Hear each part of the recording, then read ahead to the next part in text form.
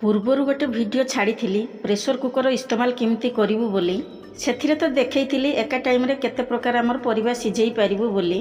ଖାଲି ପରିବା ସିଝେଇଲେ ହେବ ନାହିଁ, ଭାତ ଡାଲି ତରକାରୀ କେମିତି ବନେଇବୁ ତା ବିଷୟରେ ଆପଣମାନଙ୍କୁ ଟିକେ ଅବଗତ କରେଇଦେଲି। ମୋ ଭିଡ଼ିଓରେ ସେମିତି କିଛି ଏଡିଟ୍ ହୁଏ ନା, ଯୋଉଟା ରିଏଲରେ ହେଇଥାଏ ସେଇଟା ମୁଁ ରିଲରେ ଛାଡ଼ିଥାଏ। କାହିଁକି ନା ଯେଉଁମାନେ ଶିଖିବାକୁ ଚାହୁଁଛନ୍ତି ସେମାନେ ମୋ ଭିଡ଼ିଓ ଦେଖି ଆରାମସେ ଶିଖିପାରିବେ। ଭିୟୁଜ୍ ଆସୁ କି ନ ଆସୁ ସେମାନେ କିନ୍ତୁ ହଇରାଣ ନ ହୁଅନ୍ତୁ।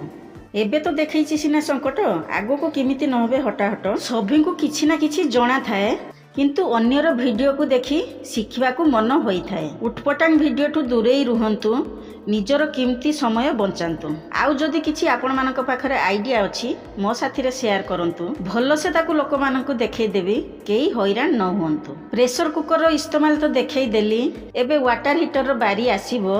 ମୋ ସାଥିରେ ବନି ରହିଲେ ସବୁ କିଛି ଜାଣିପାରିବ। Bye bye.